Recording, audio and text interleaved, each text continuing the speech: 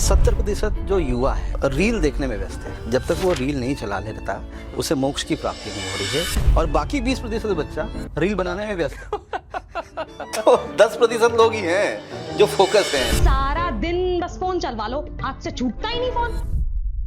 बच्चों को असाइनमेंट मिल रहा है स्कूलों में, और बच्चा उसे अगर चैट जीपीटी से करके लेके जा रहा है तो वहाँ पर क्वेश्चन उठ रहे हैं, टीचर्स डांट लगा रहे हैं कि अरे तुमने क्या किया इसमें। अल्फा जनरेशन और जी जनरेशन का बच्चा टेक्नोलॉजी में बहुत स्मार्ट है। तो वो बच्चा जो टेक्नोलॉजी इतना अच्छे से समझता है, और एक तरफ हमारी जो एजुकेशन फील्ड है वो बिल्कुल टेक्नोलॉजी को मना कर रहे हैं। ये फोन में ना Facebook, Instagram, Snapchats, Skype, WhatsApp ये सब अपलोड कर दे, मुझे सिखा देना। आज ही मैं कहीं पढ़ रहा था, IIT दिल्ली ने एक नए प्रकार के एग्जाम का फॉर्मेट निकाला। They are giving ChatGPT open for all, और आपको क्वेश्चन पूछा जाएगा और आपको उसके आंसर नहीं लिखना है, आपको लिखना है प्रॉम्प्ट। इस क्वेश्चन के लिए आप प्रॉम्प्ट क्या करोगे। एक पेरेंट आता है और बहुत सारी बातें होती हैं हमारे कोर्सेज के बारे में, AI के बारे में, यूनिवर्सिटी के बारे में। फिर धीरे से वो क्वेश्चन पूछता है कि प्लेसमेंट कितना है सर आपका। नमस्ते एवरीवन, स्वागत है आपका ड्रीम टॉक्स के एक और नए एपिसोड में। आज हमारे साथ हैं बड़े इंस्पायरिंग पर्सन जिनकी स्टोरी बड़ी अच्छी है, मेरे पर्सनल बहुत अच्छे फ्रेंड भी हैं, और बहुत अच्छा कह सकते हो कि जिनका जर्नी बहुत लंबी भी है और बहुत सुंदर भी है। फ्यूचर यूनिवर्सिटी के pro vice chancellor mister Pankaj Kumar Mishra ji, उनसे डिस्कस करेंगे उनकी यूनिवर्सिटी के बारे में, उनके पर्सनल एक्सपीरियंस के बारे में, कुछ और स्टूडेंट्स के लिए जो है इनसाइट्स करियर ग्रोथ को लेके, उनके कोर्स सिलेक्शन को लेके। आइए उनका स्वागत करते हैं। Enjoy the show.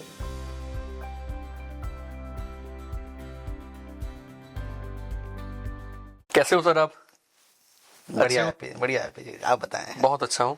राइट। अच्छा, पहले सर शुरुआत करते हैं सिर्फ कि आप अपने बारे में बताइए कि आपकी पोजीशन क्या है, कहाँ से आप आते हो, क्या आपका एजुकेशन बैकग्राउंड रहा है, और क्या क्या अभी तक आपके जर्नी रही है। कुछ भी कहने से पहले मुझे याद आ रहा था कि आपके लिए कुछ कहें। अरे प्लीज। कि हैप्पी रंधावा आज 13 ड्रीम कंसल्टेंट के रूप में लोगों के सपने को सच करने का काम कर रहे हैं आप। और आपके साथ पॉडकास्ट करना वाकई में एक सौभाग्य की बात है। सेम है सर। किसी ने कहा कि इतने धुंधलके में हम कैसे सुनाई देते। अच्छा। इतने धुंधलके में हम कैसे सुनाई देते, अगर तेरे साथ नहीं होते तो हम भी दिखाई देते। अरे thank you so much. Happy ji, journey पुरानी है, लंबी है। पिछले 25 वर्षों से हायर एजुकेशन में काम किया, और हायर एजुकेशन में काम करते करते जैसे कहते हैं ना, हर वो काम जो शिक्षक करता है, एक वर्ड है एम्पैथी। तो मुझे बहुत सारे लोगों के साथ एम्पैथी है। आपका भाई जो अभी यहाँ वीडियोग्राफी कर रहा है, मैं इससे भी इत्तेफाक रखता हूँ। अच्छा। मैंने लाइफ में ये भी किया। बहुत सारे पापड़ बेले, बहुत सारा काम किया, लेकिन एक थीम थी कि हायर एजुकेशन में काम करना है। तो घरों में जो स्कूल के टीचर की तरह, या घरों में जो ट्यूशन पढ़ाने वाला टीचर होता है, वहां से भी वो भी काम किया, फोटोग्राफी भी करी, कंप्यूटर एजुकेशन इंस्टीट्यूट भी खोला, कोरियर सर्विस की भी फ्रेंचाइजी थी। एक शहर था, उस शहर में कंप्यूटर इंस्टीट्यूट की 3 ब्रांचेस थी, तीनों ब्रांचेस के ओनर थे। ऐसे करते करते बट फोकस था मेन कि हम हायर एजुकेशन में जाएंगे। पिछले 25 वर्षों से हायर एजुकेशन में सेवा करी, और करते करते एक काम एक्स्ट्रा, एक ताली एक और एक एक्स्ट्रा करते करते काम ढूंढ के काम किया। और शायद यही कारण था कि ईश्वर ने एक ऐसा अवसर दिया कि एक नया विश्वविद्यालय जो बिल्कुल जुलाई 2024 में बन के ताजा गरम धुआं निकल रहा था, बिल्कुल नया विश्वविद्यालय, उस विश्वविद्यालय को लीड करने का अवसर मिला। फ्यूचर यूनिवर्सिटी को अभी वर्तमान में कुलपति के रूप में लीड कर रहे हैं, although designated as a pro vice chancellor but leading as a vice chancellor of the Future University. बहुत अच्छा। और 1540 विश्वविद्यालय देश में, और कहीं ना कहीं हो सकता है कि हम भी गुमनामी में खो जाते, लेकिन कुछ अलग करने की भी जील थी। तो वहां से शुरू किया, और इंडिया की पहली AI एनेबल्ड यूनिवर्सिटी का एक टर्म क्वाइन किया, जिससे न केवल ब्रांडिंग में हमें सपोर्ट मिली, बल्कि हम एक बहुत शानदार विजिबिलिटी लेकर के आए। बहुत अच्छा। 1 वर्ष के अंदर हम पूरे देश में जाने जाते हैं। बड़े बड़े विश्वविद्यालय के लोगों ने रिजाइन करके अपनी सीवीज हमारे पास भिजवाई कि हमें अपने यहाँ जॉब करने का मौका दीजिए। बहुत अच्छा। तो वी बिल्ड इट, मार्केट से हट के आपने कुछ अलग करने का प्रयास किया। एक इसी से जुड़ा हुआ सवाल जी, आप अभी फ्यूचर यूनिवर्सिटी में प्रो वाइस चांसलर हैं। बिल्कुल।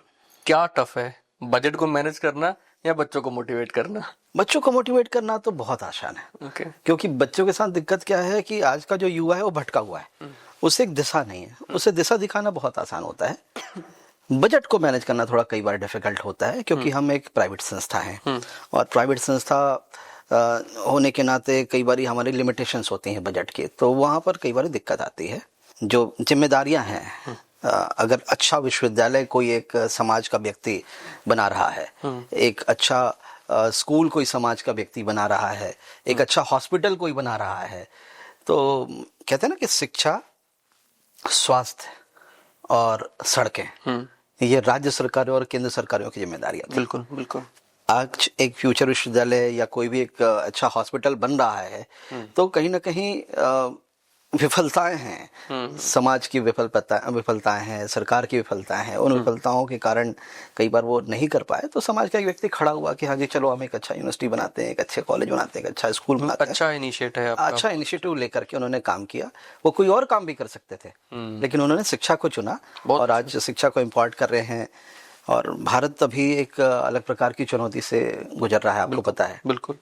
एक तरफ तो 13 ड्रीम कंसल्टेंट है जो यहाँ के बच्चों को बाहर भेजने का प्रयास कर रहा है और आपकी पॉपुलैरिटी इंडेक्स इतनी है कि अब बाहर के विश्वविद्यालय इंडिया में कैंपसेस खोलने की तैयारी कर रहे हैं। I heard from some sources कि more than 10 universities got the approval from UGC और वो इंडिया में कैंपसेस लेकर के आ रहे हैं। तो बड़ा काम करना है और मुझे लगता है कि जो विदेश के जो विश्वविद्यालय हैं उनसे भी आपको आगे बढ़ना है, तो कुछ अलग क्वालिटी पे काम करने की आवश्यकता है। इसी को लेके मुझे आप बताइए, आपको एक सुपर पावर मिल जाती है एक दिन के लिए कि आप अपने कैंपस में कुछ भी चेंज कर सकते हो, तो वो एक क्या चीज होगी जिसे आप चेंज करना चाहोगे? क्या बात है, बड़ा अच्छा क्वेश्चन है। मैं उस सुपर पावर का जरूर उपयोग करना चाहूँगा और उससे मैं अपनी बच्चों की मानसिकता को बदलने का प्रयास करूँगा और उस मानसिकता के माध्यम से वो थोड़े से फोकस हो जाएं अपने लिए, अपनी लाइफ के लिए, अपने करियर के लिए। ये मैं जरूर चाहूँगा कि वो जादू की छड़ी, वो सुपर पावर जरूर मेरे हाथ में आए, क्योंकि आज की स्थिति में, अभी हमारी बात हो रही थी भाई साहब से, तो 70% जो युवा है, भारतीय है कह लीजिए, वो रील देखने में व्यस्त है। सुबह शाम 3 घंटे जब तक वो रील नहीं चला लेता, उसे मोक्ष की प्राप्ति नहीं हो रही है। सबसे बड़ा फ्रेंड उसे सबसे बड़ा फ्रेंड कह लीजिए, सबसे बड़ा एनिमी कह लीजिए, है ना। तो 70% युवा जो है रील देखने में व्यस्त लगे हुए हैं और बाकी 20% बच्चा रील बनाने में व्यस्त है। तो 10% लोग ही हैं जो फोकस हैं अपने आप के लिए, अपने कामों के लिए, अपने करियर के लिए, अपनी जिंदगी के लिए। वो जादू की छड़ी जरूर चाहिए, वो सुपर पावर जरूर चाहिए। चलिए, ये तो सर एक मजाक का पार्ट था जी। आपकी यूनिवर्सिटी एआई एनेबल्ड यूनिवर्सिटी है। बिल्कुल नॉर्मल लैंग्वेज में सर मेरे को बताइए, क्या होता है एआई एनेबल्ड का मतलब? एक नॉर्मल स्टूडेंट आपको सुन रहा है, उसको आप कैसे एक्सप्लेन करेंगे? एआई, आर्टिफिशियल इंटेलिजेंस जिसको कहते हैं, उसको एनेबल्ड करना, उससे रेडी करना एक बहुत ही आवश्यक तथ्य था। क्योंकि आप कहते हैं ना कि टेक्नोलॉजी को आप कितना भी आंख बंद कर लीजिए, कितना भी आपने अपने आंखों में पट्टी लगा ली, आप जो भी कर लीजिए कि मैं टेक्नोलॉजी नहीं यूज करूंगा, टेक्नोलॉजी विल कम। और वो धीरे धीरे समाज के जीवन के हर पहलुओं को टच कर रही थी। हमने देखा धीरे से वो व्हाट्सएप के अंदर भी घुस गई, मेटा के फॉर्मेट में। बिल्कुल। आपकी जो गूगल, हेलो गूगल हुआ करता था, now it becomes the Google Gemini. बिल्कुल। परप्लेक्सिटी आ गई, चैट जीपीटी आ गई। हर फील्ड जो है आर्टिफिशियल इंटेलिजेंस के माध्यम से बहुत स्पीड से रिवोल्यूशनाइज हो रहा था, एक एजुकेशन को छोड़ के। एजुकेशन कहीं ना कहीं आज भी पिछड़ा हुआ है। आज भी एक बच्चा स्कूल जाता है तो जितनी उसकी वजन है उससे करीबन 1.5 गुना वजन का वो बैग लेके जाता है, जबकि टेक्नोलॉजी आ गई है। एक छोटे से टैब के माध्यम से, छोटे से किंडल के माध्यम से सारी बुक्स को रिप्लेस कर सकते हैं, लेकिन नहीं करते हैं। उसके भी बहुत सारे कारण हैं, आपको पता है। क्या लगता है आपको? राइट, बहुत सारे कारण है। थोड़ा सारे सिंडिकेट्स हैं, बुक्स वाले हैं, उनकी स्कूल वाले हैं, सबकी सेटिंग्स हैं, बहुत सारे कनेक्शन है। टेक्नोलॉजी की बात हो रही थी, टेक्नोलॉजी सिस्टम चल रहा है। जी, एक सिस्टम चल रहा है, उसको आप नहीं ब्रेक कर, टाइम लगेगा। तो टेक्नोलॉजी को लेवरेज नहीं किया जा रहा है। लेकिन ये जो बच्चा है अल्फा जनरेशन का, ये जो बच्चा है जी जनरेशन का, जो कॉलेजेस में पढ़ रहा है वो जी जनरेशन का जो आने वाला है वो, और अल्फा जनरेशन जो अभी स्कूलों में पढ़ रहा है, ऐसे समझ लीजिए आसान शब्दों में। अल्फा जनरेशन और जी जनरेशन का बच्चा टेक्नोलॉजी में बहुत स्मार्ट है, बहुत आगे है, बहुत आगे है। आप नया फोन खरीदिए और 10 मिनट के अंदर बच्चा वो एक मम्मी पापा को सिखा रहा होता है। तो वो बच्चा जो टेक्नोलॉजी इतना अच्छे से समझता है, और एक तरफ हमारी जो एजुकेशन फील्ड है वो बिल्कुल टेक्नोलॉजी को मना कर रहे हैं। आज बच्चों को असाइनमेंट मिल रहा है स्कूलों में, और बच्चा उसे अगर चैट जीपीटी से करके लेके जा रहा है तो वहाँ पर क्वेश्चन उठ रहे हैं, टीचर्स डांट लगा रहे हैं कि अरे तुमने क्या किया इसमें, चैट जीपीटी से प्लेजरिज्म है भाई इसमें तो कॉपीराइट। आज ही मैं कहीं पढ़ रहा था, IIIT दिल्ली ने एक नए प्रकार के एग्जाम का फॉर्मेट निकाला। They are giving ChatGPT open for all, और आपको क्वेश्चन पूछा जाएगा और आपको उसके आंसर नहीं लिखना है, आपको लिखना है प्रॉम्प्ट कि इस क्वेश्चन के लिए आप प्रॉम्प्ट क्या यूज करोगे so that you can get the exact answer. तो ये जो समय था, जो जिसको बोलते हैं ना ट्रांजिशन टाइम, और इस ट्रांजिशन टाइम में क्या लगता है आपको जो जरूरत थी इंडिया में इस चीज की बहुत? 100% आर्टिफिशियल इंटेलिजेंस जिस प्रकार से हमारे लाइफ में एंटर कर रहा था, एजुकेशन कहीं ना कहीं अछूता था। हमें अच्छा लगता है बताते हुए कि देश के हम पहले विश्वविद्यालय थे जो इस दिशा में हमने सोचा। अच्छा, इंडिया के first university? Yes, we are claiming ourselves the first, India's first university जो आर्टिफिशियल इंटेलिजेंस को ढंग से सिलेबस का एक पार्ट बनाया, प्रैक्टिकल्स कराए, और उसके बाद इतना ही करके हम रुके नहीं, डोमेन्स के लिए अलग अलग प्रोग्राम्स बनाए। फॉर एग्जांपल, अगर आप हमारे यहाँ से LLB कर रहे हो तो AI फॉर जुडिशरी, अगर आप मैनेजमेंट का कोर्स कर रहे हो, you are the student of management, BBA कर रहे हो, MBA कर रहे हो, you will learn AI for managers. Engineering के बच्चों के लिए AI फॉर इंजीनियर्स, ऐसे कोर्सेज भी लेकर के आए। ऐसा करने वाले हम पहले प्रयोग कर रहे हैं। ये आपके कोर्सेज हैं जो आपने मुझे? Yes yes, these are the courses. Third semester में हम बात करेंगे AI फॉर मैनेजर्स की, AI फॉर जुडिशरी की, AI फॉर मीडिया की, ऐसे जितने भी हमारे कोर्सेज हैं उन कोर्सेज के लिए हमने अलग से एक बनाया। बहुत अच्छा, बहुत अच्छा। मैंने बहुत जरूर whatever the program you are doing pursuing, you have to go through. First semester में हम AI फॉर एवरीवन का कोर्स पे लेकर के आए, और जान के आपको अच्छा लगेगा, AI फॉर एवरीवन का सगुफा जो हमने छोड़ा, पूरा समाज कॉपी किया इसको। आज उत्तर प्रदेश सरकार और बहुत सारी सरकारें जो हैं लेकर के आ रही हैं। आज तेलंगाना में मैं आज पढ़ रहा था कहीं कि AI यूनिवर्सिटी बन रही है प्रॉपर। तो अब धीरे धीरे वो एक थोड़ा सा इसमें एक मेरे को जैसे एक डाउट है, जैसे आपने मुझे बोला, ऑब्वियसली बच्चे ऐसे आपसे पूछते जरूर होंगे बिल्कुल कि ये तो आपने बताया जो टेक से रिलेटेड बच्चे हैं, अब जो नॉन टेक के बच्चे हैं, फॉर एग्जांपल कोई कॉमर्स से आया है, कोई आर्ट से आया है, क्या उसको भी AI मतलब पढ़ने में प्रॉब्लम नहीं आती है? आप मुझे एक कॉर्पोरेट बताइए जहां पर टेक्नोलॉजी यूज नहीं हो रही। सभी में होती है। एक जगह बता दीजिए जहां टेक्नोलॉजी यूज नहीं, हर जगह हो रही है। मतलब टेक्नोलॉजी को आप कॉमर्स के साथ साथ और बाकी सब्जेक्ट्स के साथ साथ सबको आयुर्वेदा के बच्चे उनको टेक्नोलॉजी नहीं यूज हो रही क्या? आयुष हम we have BFS program, we have nursing program, उनको क्या जरूरत है टेक्नोलॉजी की? लोग ये पूछ सकते हैं, लेकिन उसका भी आंसर है कि टेक्नोलॉजी तो एवरीबॉडी वांट्स, राइट? एक टाइम था कि कंप्यूटर में आपको माइक्रोसॉफ्ट ऑफिस आना चाहिए, एक्सेल आना चाहिए, पावर पॉइंट आना चाहिए, इंटरनेट चलाना चाहिए, यू आर टेक सेवी हैं। अब टाइम बदल गया, अब आप प्रॉम्प्ट सेवी होना चाहिए, प्रॉम्प्ट इंजीनियरिंग आनी चाहिए आपको। तो वो प्रॉम्प्ट इंजीनियरिंग ही तो सिखाना आवश्यक है, क्योंकि बाकी काम तो AI अपने आप कर ही रहा है। अच्छा, मैंने आपके कैंपस में विजिट भी किया है, बाकी सुना भी है कि आप लोगों का जो लैब है वो बहुत स्मार्ट लैब्स हैं, ठीक है, AI रोबोट्स भी हैं आपके कैंपस में, और भी कुछ है ना चीजें मैंने देखी हैं जो बड़ी एडवांस्ड है। तो क्या लगता है कि वो क्लासरूम्स को कैसे बेटर बनाती हैं? मुझे क्या लगता है कि जैसे मैंने अभी बताया कि टेक्नोलॉजी तो इम्पोर्टेंट है, तो आर्टिफिशियल इंटेलिजेंस के बारे में अभी तक जो बात हो रही है, जैसे chat GPT, Google Gemini, this are the softwares, वो किसी ना किसी डिवाइस पर चल रहे हैं। इसके साथ में कई बार जब AI को एक्सपीरियंस करने की आवश्यकता होती है तो कहीं ना कहीं रोबोट्स की आवश्यकता होती है, आपको ह्यूमनाइड चाहिए होते हैं, कई बार आपको ड्रोन चाहिए होते हैं, कई बार टेक्नोलॉजी को समझने के लिए फिजिकल अपीयरेंस भी इंपॉर्टेंट है। तो इसके लिए कई लैब्स डेवलप करने की कोशिश की गई है। Again, Rome was not built in a day, 1 साल पुरानी विश्वविद्यालय है, बहुत सारा प्रयास किया, समाज की बहुत सारी उम्मीदें हैं, तो हम आने वाले समय में बहुत सारा हम अपग्रेड कर रहे हैं और अपग्रेडेशंस का काम चल रहा है। अच्छा, एक चीज सर बड़ा कॉमन सुना जाता है, जैसे अक्सर लोग इस चीज का उदाहरण भी देते हैं कि सचिन तेंदुलकर जो था वो 10th पास था। जी बिल्कुल। और बहुत सारे लोग हैं, बिल्कुल मुझे ऐसे याद नहीं, बहुत सारे ऐसे लोग हैं जो कोई 10th पास है, कोई 12th पास है, कुछ लोग बिल्कुल ही एजुकेटेड नहीं है। ठीक बात है ना? लोग उनका एग्जाम्पल देते हैं और उनके एग्जाम्पल्स को कॉपी भी करते हैं। मैंने बहुत सारे ऐसे लोग देखे हैं जो स्टडी छोड़ चुके हैं, क्यों? कि मुझे बिजनेस करना है, बिजनेस के लिए डिग्री की जरूरत नहीं। सुना होगा आपने भी, बड़ा कॉमन ये वो है। बिल्कुल ठीक बात। तो ग्लोबली ये देखा गया है, आज की मतलब अगर मैं रिसर्च की बात करूं, ग्लोबली एजुकेशन जो एक लेवल है वो डाउन गया है, नीचे गया है। तो आपके अकॉर्डिंग क्या चीज आप सजेस्ट करते हो, या फिर आप इसको किस नजर से देखते हो कि ऐसा क्यों हुआ है और क्या इसको बेटर कैसे किया जा सकता है? देखिए, एजुकेशन को पहले ढंग से समझते हैं कि एजुकेशन क्यों हम कर रहे हैं। एजुकेटेड होना लिटरेट होना, है ना, तो जरूरी है। अलग अलग चीजें हो जाती हैं, जरूरी हुई हो जाती हैं। लेकिन जो मध्यम वर्गीय परिवार में आपकी परवरिश हुई, मेरी परवरिश हुई, तो हमें ये सिखाया गया कि पढ़ो लिखो और नौकरी करो। किसी ने आपको ये नहीं सिखाया कि अच्छे से पढ़ाई लिखाई करिए और खूब सारा स्किल सीखिए, अपना पैशन को फॉलो करिए, जैसा सचिन ने किया कि 10वीं क्लास में वो जब फेल हो गए या 8वीं क्लास में जब वो फेल हो गए और उनके पिताजी ने जब डांट लगाई तो उन्होंने कहा भाई मुझसे पढ़ाई नहीं होती, मुझे क्रिकेट खेलना है। तो उनके पिताजी ने उनको किसी एकेडमी में एडमिशन कराया, ना केवल स्कूलों में जाके डंडे लगाए या कोचिंग करवाया होता तो आज शायद हमारे कोई इतना शानदार खिलाड़ी नहीं मिलता। बिल्कुल। तो कई बार पैशन को फॉलो करना बहुत जरूरी होता है। बट जो एजुकेशन का मतलब, कई बार हमें बड़ा आश्चर्य होता है कि एक पेरेंट आता है और बहुत सारी बातें होती हैं हमारे कोर्सेज के बारे में, एआई के बारे में, यूनिवर्सिटी के बारे में, फिर धीरे से वो क्वेश्चन पूछता है कि प्लेसमेंट कितना है सर आपका। तो वहां पे बड़ा आश्चर्य होता है कि whether we are an employment agency, कि हम आपको प्लेसमेंट का रेशियो बताएं, कितने लाख का प्लेसमेंट लगता है ये बताएं।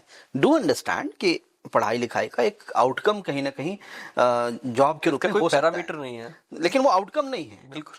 देखिए आप अगर बोल नहीं सकते। ग्रेजुएट आउटकम्स की बात करें, we are the again first university in Bareilly region at least हम कह सकते हैं जो आउटकम बेस्ड एजुकेशन को फॉलो कर रहे हैं। आउटकम बेस्ड एजुकेशन, इसमें हर प्रोग्राम के, फॉर एग्जांपल आपका बीकॉम है, बीएससी है, बीटेक है, बीसीए है, हर प्रोग्राम के 8 से लेकर के 12 हमने ग्रेजुएट आउटकम बनाए हैं, जिसे हम प्रोग्राम आउटकम कहते हैं, पीओ कहते हैं। कोर्स, हर कोर्स के आउटकम है, सीओ कहते हैं, कोर्स आउटकम कहते हैं, आपके लर्निंग आउटकम्स जो हैं वो क्या है।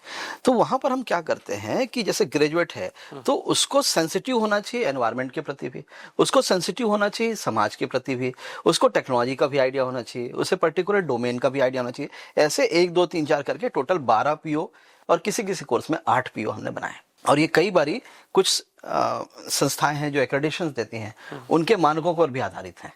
नैक, एनबीए, ऐसे कुछ संस्थाएं हैं जो आपके कोर्सेस को, आपके इंस्टीट्यूशन को मान्यता प्रदान करती है। तो आउटकम बेस्ड एजुकेशन में कहीं ना कहीं ये नहीं है कि सिर्फ जॉब रेडी बने, जॉब तो एक इम्पॉर्टेंट है, चलिए ठीक है, करना है नहीं करना है। अगर हैप्पी रंधावा सिर्फ नौकरी करने की सोचते तो बहुत सारे बच्चे जो हमारे बरेली के और भारत के हैं, जो आसपास के क्षेत्र हैं बरेली के से लगे हुए, वो आज विदेशों में नहीं पढ़ रहे होते। आपने एक अलग जो है मुहिम छड़ी, आपने अलग से अपना पैशन को फॉलो किया, आपको जो अच्छा लगता है वो किया। लेकिन बहुत सारे लोग, जैसे मैं खुद भी जॉब में हूँ, तो जॉब करना भी बुरी बात नहीं है, अपना पैशन भी फॉलो करना बुरी बात नहीं है। बट एजुकेशन, जैसा आपने कहा, ग्लोबली डाउन गया। क्यों डाउन गया? उसका कारण था कि एजुकेशन को कहीं ना कहीं ये पर्याय बना लिया गया कि पढ़ो लिखो एंड नौकरी करो, और फिर नौकरी नहीं मिली तो फिर लोगों ने कहा कि नहीं करना है हमें जॉब, पढ़ाई भी नहीं करनी, छोड़ दो यार। 12वीं के बाद can you imagine the drop out rates? अभी आप गूगल में कर सकते हैं इस चीज को, गूगल जेमिनी से पूछें कि भारत की ग्रॉस एनरोलमेंट रेशियो क्या है। 28.4 is the GER of India. 28.4 is the GER of India in higher education. क्या बात, मतलब 12th पास आउट, 100 बच्चा 12वीं पास हो रहा है, में एडमिशन ले रहा है, वो सिर्फ 28% है। 100 बच्चा 12वीं पास हो रहा है तो 28 बच्चा ही हायर एजुकेशन तक आ पा रहा है। This is an average. Uttar Pradesh का, में बड़ी सोचने वाली बात है, यूपी का जो GER है वो लगभग 35 के आसपास है। सबसे अच्छा एवरेज उत्तराखंड का है, केरल का है ना। कुछ अच्छे राज्य भी हैं और कुछ ऐसे राज्य हैं जहाँ 10% भी है, 8% भी है।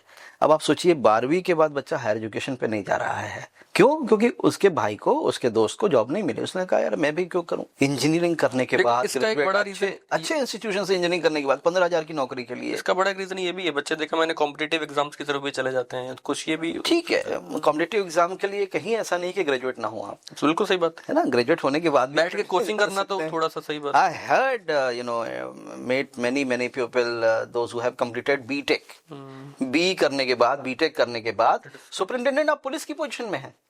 यही बरेली की बात कर ले। I have met IPS Anshika Verma ji. Anshika Verma ने बीटेक किया इलेक्ट्रॉनिक्स में and now she is working as SP south in Bareilly. मैं बड़ा आश्चर्य हुआ कि मैडम आपने क्यों कर रहा, IPS ही क्यों चुना, पहली बात तो ये, और दूसरा फिर आप बीटेक करने की जरूरत क्या थी? आप नॉर्मल भी कर सकते थे।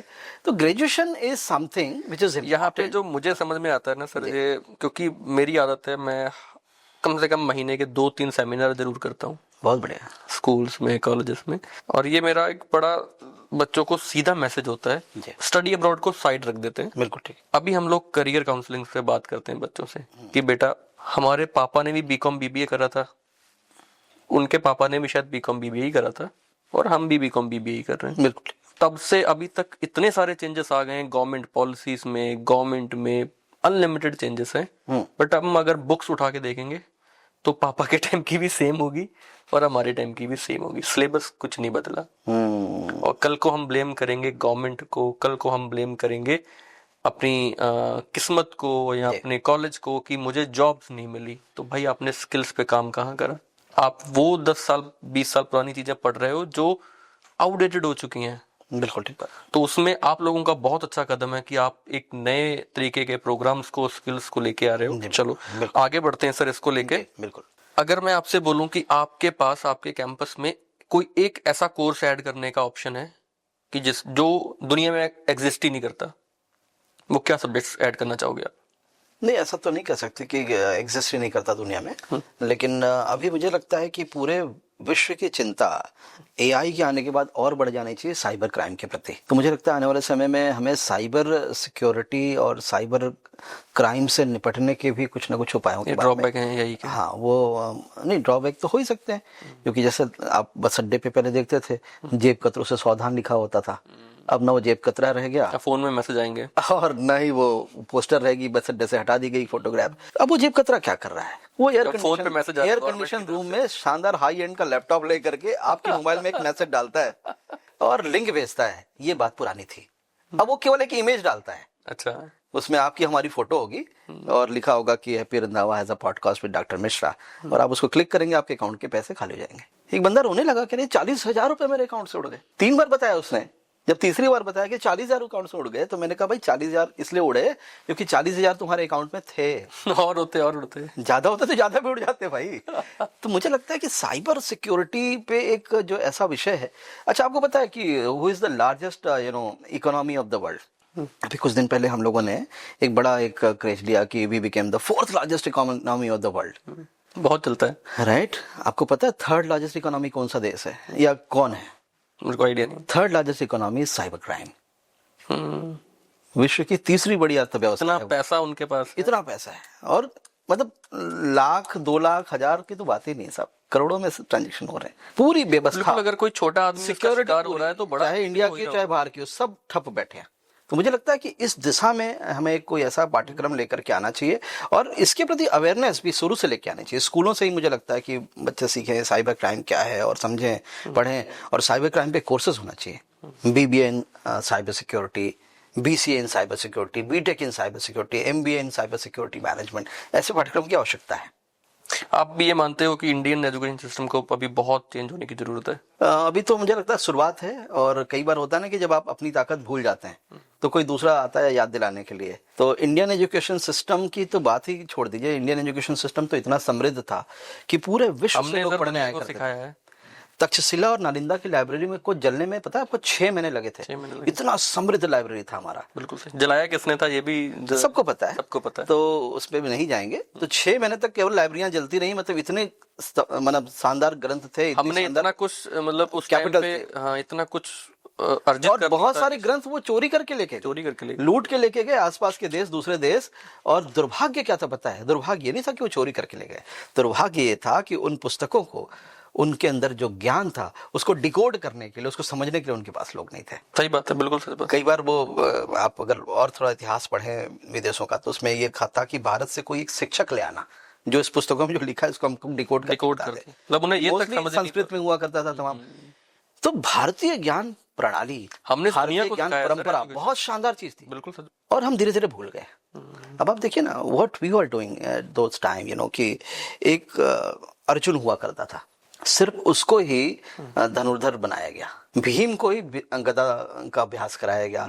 आई मीन विद्या ददाति विनयम विनया ददाति पात्रता से पहले कहीं था कि जो सुपात्र है उसको विद्या दी जाए। सबको विद्या नहीं दी जाती थी। सबको ये नहीं कि एडमिशन करा दो भाई KG1 KG2 KG सब वही पढ़ेगा। इट वाज ऑल मैकाले शिक्षा पद्धति। मैकाले की जो एजुकेशन सिस्टम थी, जो आपको पता है कहानी की, मैकाले आए इंडिया में और उन्होंने कहा यार कोई गरीब नहीं है, तो बड़े संपन्न लोग हैं, क्या करें? बोले एजुकेशन सिस्टम, जिसको कहते हैं ना, इसको घरों में हरा दो, कमरे के अंदर हरा दो, युद्ध में क्या लड़ेगा वो शायद हमारी संस्कृति का या हमारे उसका पतन वहीं से शुरू था। आदरणीय प्रधानमंत्री जी ने इस विषय को लिया अभी कुछ दिनों पहले। अभी जो लास्ट उनकी टॉक हुई थी, जब एक धर्म पताका श्री राम मंदिर पर उन्होंने अयोध्या में जब फहराई तो उन्होंने बहुत सारी बातें कहते कहते ये लाइन जरूर कही, उस दिन बहुत मैं कहा कि emotional थे शिक्षा पद्धति से हमें बाहर निकलने की आवश्यकता है। और इसलिए राष्ट्रीय शिक्षा नीति 2020 आई, उसमें भी कुछ खामियां हैं, कुछ और अच्छी चीजें उसमें और इंट्रोड्यूस हो रही हैं और अपग्रेड हो रहा है वो, और बहुत अच्छा एक शिक्षा नीति बनाया गया जहां पर भारतीय ज्ञान परंपरा को इंट्रोड्यूस करने की आवश्यकता पड़ी।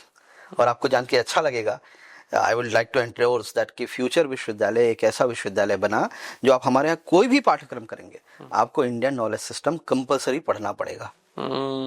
तो एक तरफ हम जड़ों से जुड़े हैं, भारतीय ज्ञान परंपरा है, दूसरी तरफ हम इंडियन नॉलेज सिस्टम के साथ साथ आर्टिफिशियल इंटेलिजेंस भी पढ़ा रहे हैं। तो जड़ों से जुड़े रहिए और तकनीकी के साथ सर्वश्रेष्ठ आगे बढ़ते रहिए। राइट। तो आपको एआई भी आना चाहिए और आपको अपने ग्रंथों के बारे में भी पता होना चाहिए, that we have initiated somewhere. बहुत अच्छा। अच्छा सर, एआई का जिस तरीके से अभी जो बढ़ रहा है मार्केट है ना, जिस तरीके से आगे देख रहे हैं जी, तो क्या आने वाले टाइम में आपको लगता है एग्जाम्स भी देंगे? एग्जाम्स भी देंगे। देखिए, पहले आपने एक रामायण में कहीं सुना पढ़ा होगा, देखा होगा, रामानंद सागर ने की जो कृत रामायण थी उसे दोबारा टेलीकास्ट किया गया था कोविड के दौरान। बिल्कुल सही बात है। तो उसमें एक सोने का हिरण बन के आ जाता है वो, राइट, और सोने का हिरण बन करके वो अपनी माया से सोने का हिरण बन जाता है और उसके बाद सीता जी को वो कहानी एवरीबॉडी नोस। सोने का हिरण बन जाना, रूप बदल लेना, दैट इज ऑल एआई। उस जमाने में भी थी। अच्छा, आज हल्ला हो रहा है अलग बात है, उस जमाने में भी थी। तो एआई का मतलब क्या है? माया। माया जो उपयोग कर रहा है वो कहीं ना कहीं मायावी बन रहा है, ठीक है। और आपको क्या आवश्यकता है? आपको मायावी बनने की आवश्यकता नहीं, आपको मायापति बनने की आवश्यकता है। मायापति मैंने कंट्रोल दैट थिंग्स, राइट, कि there should be an ethical use of AI also. तो मायापति श्री राम जी को कहा जाता था, मायावी उन राक्षसों को कहा जाता था। तो क्वेश्चन इज दैट कि एआई हमारे ऊपर चढ़ जाएगा, हम उसके ऊपर में हमारे ऊपर राज करने लग जाएगा, एआई एग्जामिनेशन देगा। तो that is what a case related to the मायावी। व्हाट आई वांट कि मेरा बच्चा मायापति बने, मायावी नहीं बने। हाँ, मायावी ना बने कम से कम। तो मायापति बन करके उसको कंट्रोल करना, उसको लेवरेज करने की ताकत जरूर हो इसके अंदर, लेकिन उसको दुरुपयोग करने की इच्छा ना हो। That is what the ethical use of AI which I always recommend. बहुत अच्छा। अच्छा सर, कभी आपके पास कोई स्टूडेंट ऐसा आया जिसने कोई ऐसा एक्सक्यूज दिया हो आपको, जिसको सुन के आप बहुत शॉक्ड हुए हो या आपको बड़ा अजीब लगा हो? कोई ऐसी कोई वाक्य है आपके साथ, कोई आपको याद आता हो आपके जहन में? किसी भी एक्सक्यूजेस तो रोज ही आते रहते हैं बच्चों के। वियर्ड हो थोड़ा, या कुछ आपको ऐसा एकदम शॉक्ड हो गए हो आपकी ये क्या बोल दिया? नहीं, ऐसा तो कुछ नहीं, बट बच्चे कई बार बच्चे ही होते हैं, उनके अपने कभी वो फाइनेंशियल एक्सक्यूजेस बना देते हैं, कभी कोई एक्सक्यूज बना देते हैं। तो एक बार एक बच्चा मिला, मैंने कहा तुम क्लास में क्यों नहीं आए इतने दिन तक? तो उन्होंने कहा कि मेरे पिताजी ऑफ हो गए थे। अच्छा। तो मैं समझा नहीं कि ऑफ हो गए का मतलब क्या होता है। तो फिर मैंने और डिटेल से पूछा, बोले नहीं मेरे पिताजी ऑफ हो गए। अच्छा। तो फिर मैंने कहा कि किसी ने मुझे फिर डिकोड किया कि ऑफ होने का मतलब उनके पिताजी की मृत्यु हो गई है, इसलिए वो नहीं आए। ओके। तो फिर मैंने कहा ठीक है जी, चलो कोई बात नहीं। युवा के अंदर संस्कार इतना कम हो रहा है कि कुछ छुट्टियों के लिए वो पिताजी को भी और दादाजी को भी कई बार ऑफ कर दे रहे, संकोच नहीं करते हैं। तो वो एक बड़ा दुर्भाग्यजनक बात है, but again it's all ethics. तो एजुकेशन में एथिक्स की भी आवश्यकता है। ठीक है सर, आप स्टूडेंट्स को आज के टाइम पे 2025 में ऐसे कौन से टॉप 5 स्किल्स रिकमेंड करते हो दे मस्ट हैव कि उनको इस पे काम करना चाहिए? ये बहुत ही सब्जेक्टिव क्वेश्चन है। जैसे मैं आपके फोटोग्राफर साहब जो बैठे हैं उनको मैंने कहूँ कि तुम ये वाली स्किल कर लो, तो वो ठीक नहीं है। आई मीन आपका जो पैशन है, आपको जिस डायरेक्शन में जाना है, देखिए आपने जो रंग के कपड़े पहने मुझे खराब लग रहे, या मेरे लाल रंग की शर्ट आपको खराब लग सकती है। ना कोई रंग खराब है, ना कोई पेशा खराब है, ना कोई प्रोफेशन खराब है। जिसमें भी आपको जाना है, जो भी करना है, जैसे 10वीं के बाद आपने एक लड़के का नाम लिया जिसने क्रिकेट सीखने का अभ्यास किया और एक महान बैट्समैन के रूप में सामने आया। तो आपका जो पैशन है, अगर आपको फोटोग्राफी करनी है, अगर आपको FM में जाकर के RJ बनना है, जो भी आपको डायमेंशन है, जो भी आपकी डायरेक्शन है, उससे संबंधित कोई ना कोई स्किल बहुत शानदार तरीके से उसमें जी जान लगा के सीखने की आवश्यकता है। और साथ में एआई तो देखिए हर फील्ड पे घुस गया है, तो वो करने की आवश्यकता ही है। ठीक है, ये तो आपने मेरे को बताया जी। अगर आगे आने वाले नेक्स्ट 10 ईयर्स में ऐसी कौन सी इंडस्ट्री है, ऐसा कौन सा इंडस्ट्री है जो बूम करेगी? मैंने बताया साइबर क्राइम ओके, शानदार तरीके से बूम करेगी। और आज भी विश्व की तीसरी बड़ी इकोनॉमी के रूप में वो है। भले वो कंट्रीज का नाम हम लेते हैं क्योंकि वो क्राइम है तो इसलिए नहीं लेते हैं उसका। ठीक है। तो third largest I mean is the cyber crime, तो वो बहुत तरीके से बूम करेगी। दूसरा एनवीडिया है जो जीपीयूज बना रही है, फिर आपकी जो सॉफ्टवेयर बनाने वाली कंपनियां हैं जैसे ओपन एआई है, फिर आपकी जो डीप सिक अभी आई थी कुछ दिन पहले, चाइना के एक बच्चे ने लॉन्च किया, राइट। तो मुझे लगता है कि एआई पर भी बहुत सारे काम करने की आवश्यकता है, तो वो भी एक फील्ड है जो बहुत जल्दी इमर्ज होगा। क्या लगता है आपको, एआई जो है जॉब्स खाएगा या जॉब क्रिएट करेगा? वही मैंने बताया, मायावी और मायापति। तो अगर आप मायावी रहेंगे तो जरूर जॉब चली जाएगी आपकी, है ना। मायापति बनिए, लेवरेज करिए टेक्नोलॉजी को, और एआई निश्चित तौर पे जॉब खाएगा उसकी जो एआई नहीं जानता। एआई जान रहे हो तो फिर हो सकता है कि आप अपने आप को सेव कर पाए। फॉर एग्जाम्पल, आपको एक प्रेजेंटेशन बनानी है, 2 घंटे लगते थे, 3 घंटे लगते थे, आपको पीपीटी बनाना नहीं आता था, माइक्रोसॉफ्ट पावर पॉइंट में काम करना नहीं आता था, इमेज डाउनलोड करना नहीं आता था। अब शानदार सॉफ्टवेयर्स हैं, शानदार एआई टूल्स हैं, आप खाली कंटेंट लिख दीजिए, एक लाइन का प्रॉम्प्ट लिख दीजिए, आपको सारा पीपीटी बना के देगा। तो उन सब चीज़ों को लेवरेज करने की आवश्यकता है। कोई जॉब नहीं खाएगा एआई, बस वो बंदा आपकी जॉब खा जाएगा जिसे एआई आता है आपसे बेहतर। अभी हम पॉडकास्ट कर रहे हैं, ठीक है। एक टूल है, मैं नाम नहीं लूंगा क्योंकि हमें कोई स्पॉन्सर नहीं कर रहा है, वो ना आपको नाम है। अभी कुछ दिन पहले मैं उसमें आया, तो 10 रिसोर्सेज हो सकते हैं। आपने जैसे फ्यूचर यूनिवर्सिटी के वाइस चांसलर के साथ आपको पॉडकास्ट करने का मौका मिल रहा है, तो आप क्वेश्चंस कहाँ से ला रहे हैं? फ्यूचर यूनिवर्सिटी के बारे में आपने थोड़ी स्टडी करी, आप स्वयं विजिट किए थे, या आपके पास कोई यूट्यूब का वीडियो था। ऐसे 10 सोर्सेस हैं, उस 10 सोर्सेस को आप एक जगह रख दीजिए। कोई यूट्यूब का लिंक भी हो सकता है, एक 2 घंटे की पॉडकास्ट जिसको सुनने का ना आपके पास टाइम ना मेरे पास टाइम। ऐसे 10, 12, 15, 20, 50 जितने सोर्सेस हैं वो रख दीजिए, और उससे संबंधित कुछ क्वेश्चंस, क्या पूछना है ये भी नहीं मालूम आपको तो वो क्वेश्चन भी एआई से पूछ लीजिए, उन क्वेश्चन को पेस्ट कर दीजिए। कैन यू इमेजिन, वो पॉडकास्ट भी कर देता है। और इतना ही नहीं, पॉडकास्ट करने के बाद वहां पर एक लाइव बटन है जहां पर आप एंटर करते हैं और वहां पर एक क्वेश्चन पूछते हैं। जैसा अभी हमारे पॉडकास्ट को तो हम रिकॉर्ड कर रहे हैं, रिकॉर्ड करने के बाद ये पता नहीं कब एडिट होकर के लाइव होगा, उसके बाद वो तो 1 साइडेड हो गया ना, रिकॉर्डेड हो गया। लाइव पॉडकास्ट चल रही है, वहीं पे आप एक बटन दबाइए और क्वेश्चन पूछ लीजिए। इतनी शानदार टूल, अभी मैं कुछ दिन पहले देखा, मेरे मुंह से चीख निकल गई, यार क्या कर रहे हैं ये। सच बात है, बिल्कुल। क्लिक किया और उसी पॉडकास्ट में आ गया क्वेश्चन पूछने का, तो अचानक से वो 2 लोग आपस में बातें कर रहे हैं। अब वो चूंकि अभी नया है तो अंग्रेजों की टोन्स में, तो यार there is one caller, I think let us take the call. और वो सच में लाइव चल रहा है, बिल्कुल लाइव चल रहा है। मतलब वो 2 लोग आपस में बातें कर रहे हैं, आपने जब बटन दबाया तभी वहां पर एक क्वेश्चन आ रहा है, Happy I think there is one caller, let us take the call. और फिर आपने जो क्वेश्चन पूछा, सो उसने क्वेश्चन को बड़ी ध्यान से सुना, तब तक वो शांत है। So I think the caller wants to ask the question related to AI and this ethical use, so what is your take on this happy. एकदम ऐसी एसेंट में मैं बिल्कुल मेस्मराइज हो गया कि क्या कर रहे हैं यार ये, इस लेवल पे नॉलेज, और वो नहीं 10-20 रिसोर्सेज से। सच में wonderful thing are going on. Important thing is what कि हम कितना लेवरेज कर पाते हैं। ठीक है सर, आपके अकॉर्डिंग इंडियन स्टूडेंट्स जो हैं वो जब अपना कोर्स सेलेक्ट करते हैं, कोर्स सिलेक्शन, क्योंकि हमारी ऑडियंस थोड़ी जो है खासकर जो है वो 12th के स्टूडेंट्स हैं या फिर जो स्टूडेंट्स अभी पढ़ रहे हैं वो स्टूडेंट्स हैं जिनको हम लोग एजुकेशन, कैरियर और ग्रोथ पे काम करते हैं। बिल्कुल ठीक बात। तो उसमें सबसे बड़ा जो टास्क है वो है कोर्स सिलेक्शन, जिस पे हम लोग बहुत काम करते हैं। बिल्कुल ठीक बात। आपकी एक्सपर्टीज जाननी है हमें कि इंडियन स्टूडेंट्स जब अपना कोर्स सिलेक्ट करते हैं तो ऐसी कौन सी गलती है जो वो करते हैं, या फिर ऐसा कौन सा सजेशन है जो आप उन्हें देना चाहोगे जिसका वो ध्यान रखें? वर्मा जी के लड़के ने बीटेक किया था, तो उनके लड़के को जॉब लग गई थी, इसलिए आप भी बीटेक करेंगे। और उसके बाद कंप्यूटर साइंस का कोर्स किया था, इसलिए आप भी करेंगे। वर्मा जी का लड़का आज नौकरी में है, मतलब बीटेक कब किया था? आज से 5 साल पहले, 7 साल पहले, या मान लो अभी प्लेसमेंट में, तो भी 5 साल पहले बीटेक करने का डिसीजन लिया था। 5 साल और अब में डिफरेंस आ गया, दुनिया बदल गई। लेकिन आपका जो डिसीजन है वो ये है कि वर्मा जी का लड़का, शर्मा जी की बेटी, उस पर आप फोकस कर रहे हैं, जिसे कहते हैं भेड़ चाल। तो भेड़ चाल को से बाहर निकल करके अगर आप अपना पैशन से संबंधित कोई काम कर लें, जो काम आपको अच्छा लगता है उससे संबंधित कोई कोर्स कर लें, मुझे लगता है सक्सेस ज्यादा मिलेगी आपको। बच्चों पे सर बहुत प्रेशर होता है स्टूडेंट्स का, ऐसा बच्चों को लगता है और कुछ हद तक होता भी है। बच्चे परेशान हैं या पेरेंट्स परेशान होते हैं अपने बच्चों के फ्यूचर को लेके। बिल्कुल ठीक। और कोई पेरेंट्स चाहता है कि मेरा बच्चा सफल हो और वो अच्छा करे।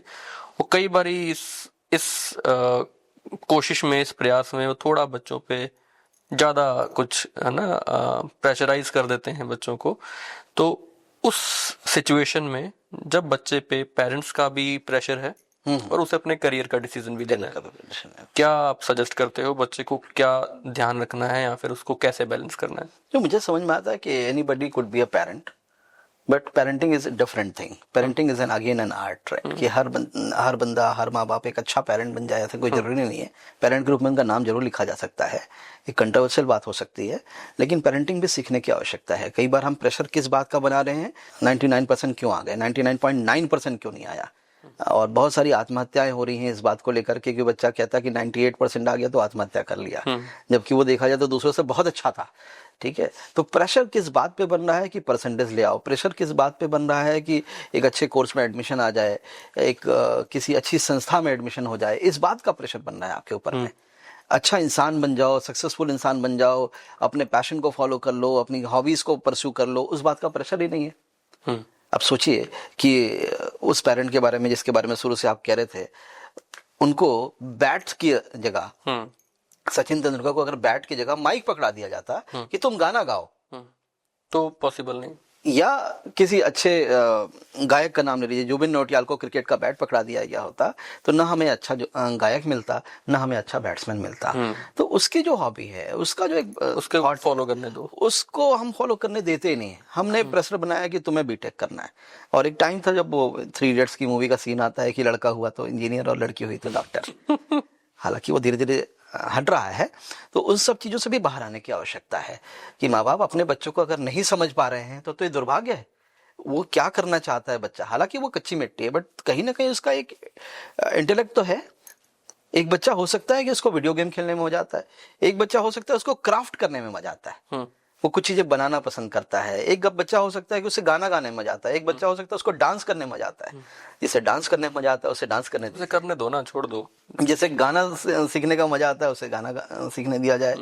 एक अभी मैंने कुछ दिन पहले अपने कैंपस में भी हम ने भी पॉडकास्ट की एक श्रृंखला शुरू की है, सुनंदा शर्मा जी का मैंने पॉडकास्ट किया, उन्होंने बताया, देखा मैंने। अरे वाह, थैंक यू। सुनंदा शर्मा जी के पॉडकास्ट में हमने देखा कि उन्होंने बचपन से उस चीज को परस्यू किया। पापा जी वायलिन बजाते थे और बिटिया जी जो हैं अपने पापा के साथ वायलिन के माध्यम से सारे गामा सीखते सीखते सीखते आज पूरे देश की एक शानदार मिसाल के रूप में आज बनारस घराने से उन्होंने शिक्षा दीक्षा ली और काफी अच्छा कर रही हैं। तो माँ बाप के रूप में अगर मैं नहीं समझ पा रहा हूँ कि मेरे बच्चे का क्या इंटरेस्ट है, तब तो दुर्भाग्य की बात है। सही बात है। कई स्कूलों में इंटरव्यू होता है कि पूछा जाता है कि आप अपने बच्चे के बारे में क्या जानते हैं।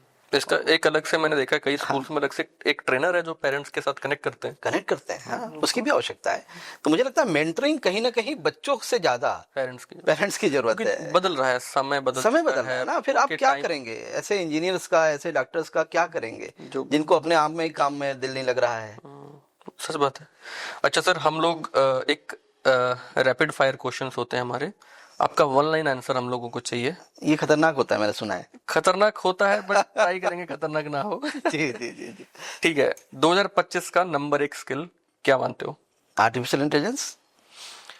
एक करियर का मिथ जिसे आप ब्रेक करना चाहते हो? करियर का मिथ, इंजीनियरिंग सब कुछ है।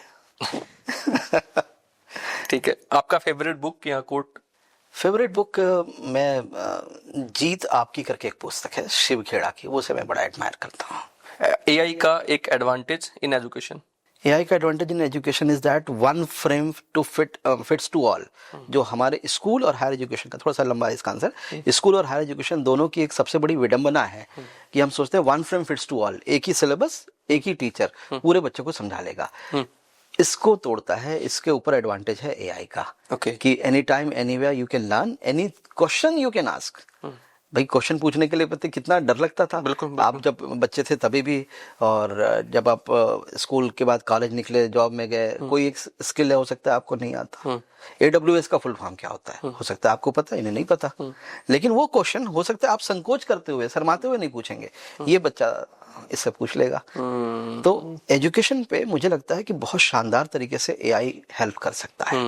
बिल्कुल, बड़ा अच्छा आंसर दिया आपने, रिलेटेबल है बहुत। Thank you. अच्छा, एक हैबिट जो हर एक बच्चे को अडॉप्ट करनी चाहिए? सीखने की हैबिट, हर दिन एक नया सीखें, आने वाले 21 दिनों तक उसका प्रयास करें और उसका अभ्यास करें। फ्यूचर यूनिवर्सिटी का एक यूएसपी जिसे आप एक लाइन में एक्सप्लेन करें? Indian knowledge system to artificial intelligence. आपके अकॉर्डिंग सक्सेस का शॉर्टेस्ट फॉर्मूला क्या है? Follow your passion. जो स्टूडेंट सुन रहे हैं, आप क्या चाहते हो, आपका एक मैसेज उनके लिए कि वो इस पॉडकास्ट से, आपके इस कन्वर्सेशन से क्या लेके जाएं, प्लीज आपके लिए। बहुत सारी बातें हम लोगों ने करी, एजुकेशन सिस्टम के बारे में बात किया, जीआर के बारे में बात किया, सचिन तेंदुलकर से कुछ सीखने का प्रयास किया, और पूरे कन्वर्सेशन में कहीं ना कहीं हम एक बात पर छाए रहे कि पैशन को फॉलो करो, कोई ना कोई एक स्किल सीखो। तो मैं उन सभी युवाओं को और आपके सभी दर्शकों को मैं ये बात जरूर कहना चाहूँगा कि आइडेंटिफाई योर ओन पैशन, कि वो काम जिसमें आपको मज़ा आता है वो ढूंढो एक बार, और ढूंढने के बाद उससे संबंधित कोई स्किल, उससे संबंधित कोई टेक्नोलॉजी वो जरूर सीखने का प्रयास करो। रोज एक नई चीज़ें सीखने की कोशिश करोगे 21 दिनों के अंदर, और जो भी आपने सीखा उसको 21 दिनों तक उपयोग करें। आफ्टर 21 डेज आपकी पूरी बॉडी की कोशिकाएं नई हो जाती हैं, आप एक का शरीर नया हो जाता है। तो आप अगर लगातार उस स्किल को 21 दिनों तक लगातार प्रयास करेंगे, सीखेंगे, तो मुझे लगता है कि आप एक नया जीवन होगा आपका, और एक नया व्यक्ति आप अपने आप में पाएंगे। और इसी प्रकार से हैप्पी रंधावा जी को फॉलो करते रहिए, और बहुत अच्छे अच्छे पॉडकास्ट कर रहे हैं, बहुत अच्छा काम कर रहे हैं रंधावा जी। ईश्वर आपको बहुत सारी सफलताएं दें और बहुत आगे बढ़े। Thank you so much sir, आप आए, आपने टाइम दिया, और आपने जो अपना एक्सपीरियंस ऑडियंस को तो दिया, मुझे भी बहुत कुछ सीखने को मिला उससे। जी बिल्कुल। तो कहते हैं ना कि बड़ों की छत्र छाया में रहना चाहिए हमें। तो आप मानते नहीं हो, बट आप बड़े तो हो। तो थैंक नहीं, यू। मैं बड़ा मानता हूँ, मैं बूढ़ा नहीं मानता अपने। अच्छा, बूढ़ा नहीं बूढ़ा नहीं मानता, बड़ा मानता हूँ। तो मैंने बूढ़ा तो नहीं बोला, मैंने बड़ा बोला। नहीं, बिल्कुल मैं बूढ़ा नहीं मानता अपने आप को, क्योंकि अगेन मैंने एज आई टोल्ड कि you are a new person every 21 days, right. तो जैसे मैंने आपको बताया, पॉडकास्ट अपने आप कर रहा है, ऐसे टूल्स है, तो इसी चीजों को सीखने की आवश्यकता है। बहुत अच्छा सर, आपने इनसाइट्स दिए और बहुत कुछ सीखने को मिला। बहुत अच्छा लगा आपसे बात करके। Thank you so much. Same here, thank you so much, नमस्कार।